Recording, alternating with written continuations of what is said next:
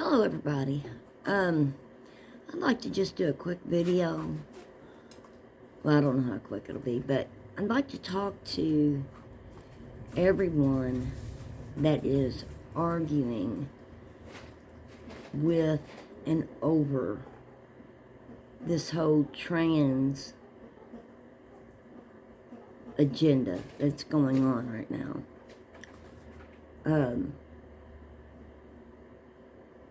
A lot of us see what the goal is. We know that those in power, the true rulers of this world, that they want to destroy families. They want to destroy God. And how interesting is it that you can be Muslim, you can be Jewish, you can be atheist, you can be Buddhist, you can be any religion. But if you're a Christian, if you say the name Jesus, Yeshua, you're the one that is attacked. That alone should open everyone's eyes. That somehow people miss that. People don't seem to notice that, but I'm getting off subject. We need to stop with the useless arguments. We are letting this trans agenda pull us down to their level. Now, we know it's written. We know it's going to happen. So, I highly doubt there's any stopping it. But we must resist at all costs. But I want you to realize that originally, before this agenda started, before this movement to make it mainstream started, the percentage of trans people was very low. And now it seems like every other person is a trans. That's because, as we know, it's like a fad. This younger generation is so empty, so lonely, so lost, that they feel they have nothing to offer. They need something to make them special. And somehow they think being a trans person is going to make them popular, make them more welcome, say something great about them. And they have no idea what they're doing to themselves. They should be getting a hobby or honing their skills and their talents. They don't even know what their skills and talents are because they got their face in a screen majority of the day. They're not experiencing life. And because they're not experiencing life, they have no life. They're empty. And so they're jumping on this bandwagon to be somebody, to have something to talk about. So, there's two different groups here. There are the people who are truly confused, honestly confused. They've got some mental illness, body dysphoria or gender dysphoria, whatever the current label is. Those people are intentionally created by those in power through all the chemicals and plastics that has been put in our food. This was all intentional. Even people who know that this trans movement is an agenda, some of them don't even see how it came about. It started with the food. They made everyone dependent upon the system. How else are they going to give you your daily dose of medicine? What is your daily dose of medicine? All of those chemicals. All of the chemicals that they know will cause homosexuality, that will cause all these mental illnesses, anxiety, depression, all of these things. And just like you would have sympathy for a cancer victim, we should have that same sympathy for these trans people. They didn't ask for this. The second group are those young people who are being either intentionally confused. Oh, you get to pick your gender. You can be a boy or a girl. So we're going to have a whole generation that has been intentionally confused. They think they've got to make an option. Meanwhile, they're being given soy, which destroys the testosterone in their system, which raises the estrogen. They got the plastic particles floating in their blood. It's been their entire life. Us older generation, at least we grew up with glass. Everything was in a glass bottle. Everything. Everything was made of metal. Everything. We didn't have plastics. Now, everything is plastic. Even your car. I'll never forget the first car I had that was plastic. I was like, I feel like I'm sitting in a toy. I feel like I'm sitting in a toy. It was completely plastic.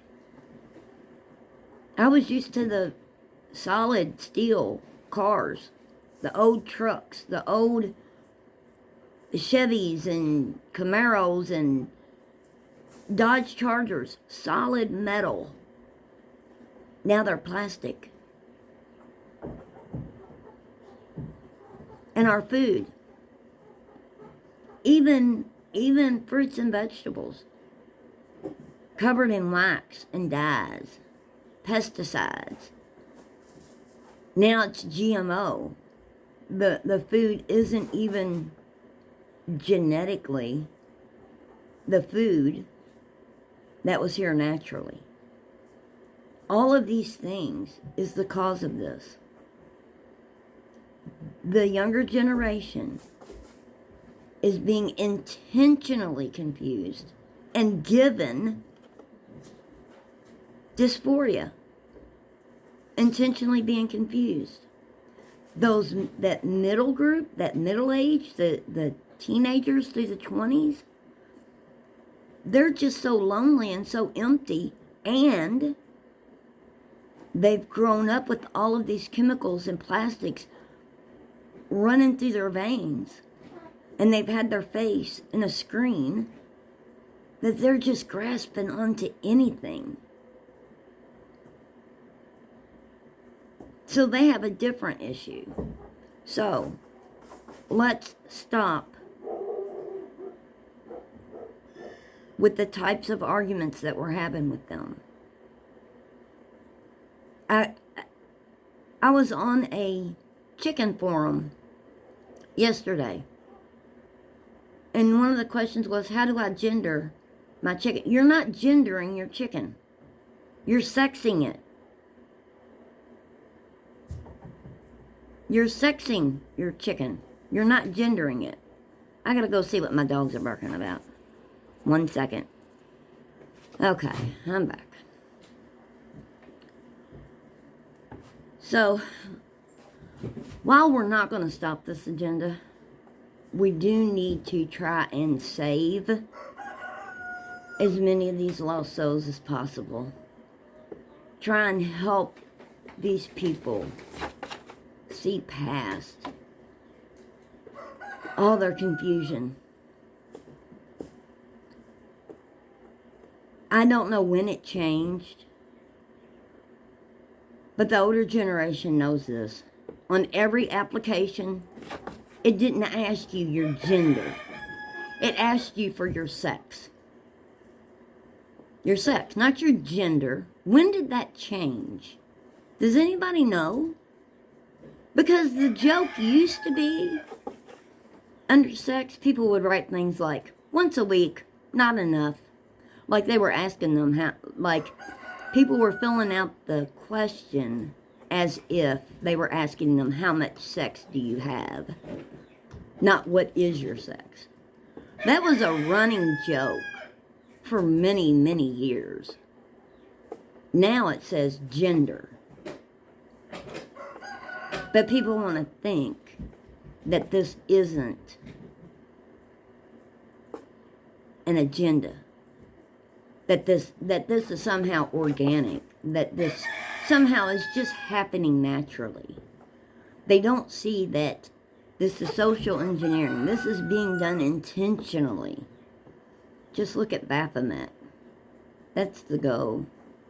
The singularity. Stop using, it's no, when talking about a baby, woman's going to have a baby, a gender reveal party. No, it's not. It's not a gender reveal party. It's a sex reveal party. I know people don't want to use the word sex when talking about a baby. But hey, we can't just be polite anymore. It's a sex reveal party. You're revealing the sex of your child. And when they want to use the argument, oh, gender and sex is interchangeable, then why do you insist on using the word gender? If it's so interchangeable, if they have the same meaning, why do you insist on using the word gender? Because they're not interchangeable. When they say sex, or when they say gender is fluid, agree with them. You are absolutely 110% correct. You are right. Gender is fluid. You are absolutely correct. Because of culture, because of traditions, because of whatever, we perceive things as being either masculine or feminine. But your personality, look at me, okay? You'll never see me, well, I won't say never. There has been times, but I highly doubt I'll ever do it again. But I don't even own makeup, okay? I don't wear makeup. I don't do my hair. I put it in a braid, and most of the time I put it up because I don't want, it's long and I don't want it getting in the way. Outside that, I don't fix my hair. I don't go to a beauty parlor. I don't get my hair cut. I wear sweats 99.9% of the time. You'll see me in sweats, t-shirt, sweatshirt, wintertime, jackets, anything that work clothes. But I'll tell you right now, I'm 110% full woman. Greatest thing ever happened to me was being a mother and now a grandmother. Best thing in the world that ever happened to me. Greatest gifts of my life was my children and my grandchildren. So, today, I was the same growing up. I didn't play with dolls. I like tools. I wanted to know how something worked. I was constantly taking stuff apart. How does it work? How is it made? I loved wood. Look around me. Look. Look. Been like that all my life. I hoard wood like other women hoard trinkets. I got wood. Need a piece of wood? Got a piece of wood? Go give it to Tama. She'll do something with it. That doesn't make me a man. Because gender is fluid. But your gender does not determine your sex. They say the argument that people are assigned gender at birth. We know that this is a lie. But we need to stop saying that it's your gender is observed. No, your gender is not observed. No, that's a wrong statement. Your gender is not observed at birth. Your sex is. Your sex is observed and announced, documented at birth. Your sex. Sex and gender is not interchangeable. You are not gendering your chicken. You are sexing it. You're not gendering your puppy. You're sexing it. And gender is fluid. And what happened to people being so interested in what made them the way they are? That whole nature versus nurture question. That used to be a huge question back in the day. And you would always wonder. And everybody was always curious about who they were. Like, why am I this way? Seems today, nobody cares about that. Cancer. Why do we have cancer? There's research for it. Why do we have cancer? Why isn't anyone bringing up the fact that, hey, it's going away, guys. This is a mental illness. Okay? That fact is quickly being killed. We cannot let that fact go. You have a mental illness. Should you not want to know why you have that mental illness? If you had cancer, you'd want to know why. Why do I have cancer? You're diabetic. Why am I diabetic? Whatever it is. But nobody wants to question why these people are trans. They don't even want to question it. Another point we need to start pointing out is, if you had cancer, you'd have to fight the insurance company to get certain treatments. Especially if the treatment was considered experimental.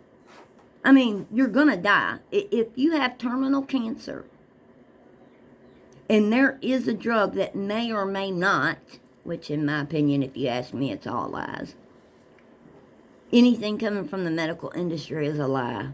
But that's my opinion. But say you wanted to try that drug. You wanted to try that chemical. The insurance company isn't going to pay for it. And they'll tell you so. It's experimental. We're not paying for it. There's actual treatments. Actual treatments listed in the DSM for certain conditions that your insurance company may decide you don't get it. We're not paying for it. They're not even medical doctors. This is a whole nother topic to talk about. But you got people working at insurance companies that have no medical background. They're not doctors. They're not nurses. They have zero medical education. They decide whether you, the insurance holder, get approved to have a certain treatment. No matter what your doctor said. Your doctor said you need this treatment. The insurance company can deny you that treatment. They're not going to pay for it. But yet, they'll just so easily approve all of these butchering children, butchering adults, mentally ill adults. By definition, it's a mental illness, and they're butchering these people. You know, I was young when I decided I wasn't having any more children, that my family was complete. And we're adults here. My monthly cycle was terrible. And I worked. I worked in a factory. It was painful. I'd get nauseous. I'd get sick. And I was in pain. 1 week out of the month, every month. It was torture. And I went and begged the doctors to remove my uterus. I had no more use for it. I wasn't going to use it again. And I needed this to stop. It was like being sick 1 week a month. And happened to work through it. They wouldn't do it. And I'm glad that they didn't. Because now that I'm older, now that I've had a few surgeries, and I see the consequences of those surgeries, the scar tissue, and how, yeah, it may fix a problem, but it causes other issues. And that's any surgery. I don't care how mild or, I don't care. Every time you get cut on, there's side effects to it. So I'm glad they didn't take my uterus. Do you know that women who lose their uterus, their bladder ends up falling? And that's painful. That's very painful. I know they're not telling these women this. I know they're not. I know they're not telling these women, not that they're having their uterus removed, I know they're not telling these people about the scar tissue and all the other consequences of surgery. And that has nothing to do with trans. That's just humans being cut on. They're not telling them.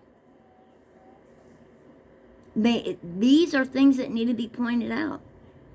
We need to be telling them, you think this isn't an agenda? You think you're not being used? Well, why is the insurance company so willing to do this to you? Any other illness, there is a procedure. You start with the least invasive. First is therapy. Can therapy, whether that be occupational therapy, physical therapy, will this fix your issue? Is there a medication you can take? Cutting on a person's body is the last resort. It's not the first. That's every other condition. Every other condition in the DSM, every single one of them, surgery is the last resort. So why is that the case? This is a question we need to be asking these people. If cutting on someone is the last resort, why are they so willing to make it the first result, the first choice for a trans person? And these are major surgeries. Major surgeries. It ain't some mild little outpatient surgery where you go in, you have the surgery, and you go home. Oh no. These are major, complicated surgeries being done. If you can be denied treatment for other illnesses, why are the insurance companies not denying this treatment? Why are they so willing? These are expensive treatments. I mean, these are questions I want answers to. How is it these insurance companies are so willing to pay for this shit? Excuse my French, because that's what it is. So willing to pay for it. But I know somebody who has cancer right now. I know a woman whose adult son has cancer, and he's having to fight the insurance company for a certain treatment that is listed in the DSM. They don't want to pay for that. They want him to do something else. He wants this treatment over here, and they want him to do that treatment over there because that other one's cheaper. But the more expensive one has better results. This is his life. His life is on the line, and they're denying him. If you're trans, your life is not on the line. And don't give me this shit about suicide. I don't want to hear it. Because if you're suicidal, you most certainly are in no condition to be making major medical decisions for yourself. That's another argument. Don't give me this suicide. If you're suicidal, then you definitely are in no condition to be making any major decisions. You shouldn't be deciding whether to buy a house or not, buying a car or not, or having your sex organs, primary or secondary, lopped off or plastic surgery done to them. Once upon a time, it used to be, for example, breast implants. I knew a woman who wanted breast implants. This was back in the late 90s. She was depressed, and she thought if she had bigger boobs, she'd be happier. They wouldn't give them to her. They would not do the surgery on her because she had depression. And she thought that that would stop her depression. Why is this different? You're depressed. You have body dysphoria or whatever, gender dysphoria. You think changing your body is going to stop the depression. And it doesn't. These are the things we need to be trying to help these people see. These are things we, as those who see what's going on, we need to stop doing this. We need to stop using gender and sex interchangeably. They're not interchangeable. Sex is concrete. It's factual. It's your DNA. It's what's between your legs. It's your sex. Gender, every time they say gender is fluid, yup. Yeah, it is. It's a fact. A known scientific fact that soy and the plastics are causing the animals to become homosexual. It's causing the confusion. We know this. These are scientific facts. We need to be telling these people, and that's what, another fact. Anything that does not secure and promote the success of a species is a deformity. Okay? Period. That's a fact. If it doesn't promote and secure the success of a species, then it's a deformity.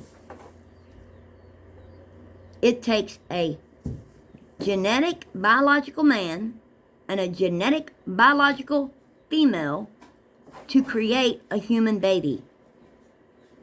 Period. That's a fact. So, this gender dysphoria, this trans stuff, is a deformity. It's a mental illness. And I don't say that with judgment. My sympathy goes out to these people the same as it would if they told me they had cancer.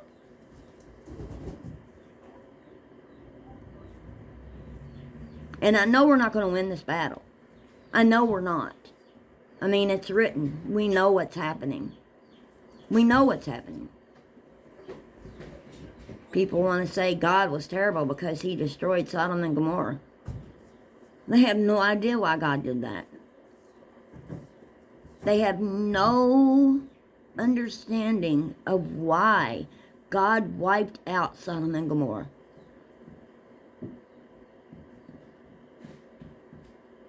And here we are. Baphomet. The goal. Singularity.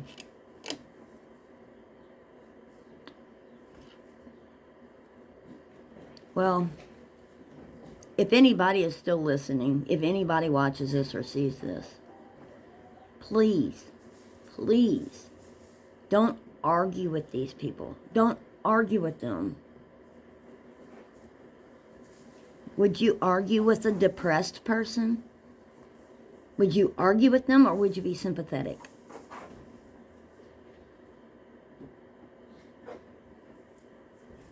If you're a Christian, what would Jesus do? It would be sympathy and love. And we need to stop ourselves and watch the words we use.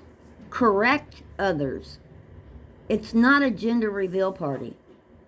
It's a sex reveal party. You're not gendering your chicken or your puppy or your kitten. You're sexing it.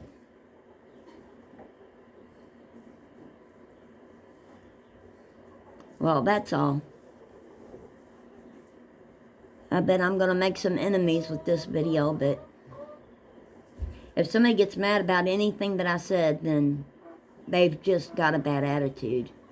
Because all I'm saying is we need to be factual about this. And we need to be caring. These people are lost. They're lost. And maybe we can just save one or two of them. But those one or two will be worth it. Well, that's all. Thanks for listening. If anybody stayed this long, thank you. Bye.